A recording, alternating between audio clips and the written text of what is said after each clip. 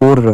տղամարդու հետ միասին ծրագիր է մշակում Սեդային այս ամենից հեռացնելու համար։ Սեդան կբացահայտի, թե ինչ է մտադիր ոռը։ Հարութը ամուսնության առաջարկ է ստանում և Հարութը որոշում է ամուսնանալ նրա հետ, բայց Հարութը չգիտի, որ իր ուզած կինը արդեն հղի է։ Սակայն կինը հրաժարվում է Հարութին տեղյակ պահել։ Երբ Հարութը իր ծրագրերը քննարկում է ընկերների հետ, նրանք բացահայտում են կնոջ մասին ճշմարտությունը ցնցելով Հարութին։ Այնուհետև Հարութը գնում է կնոջ հետ խոսելու,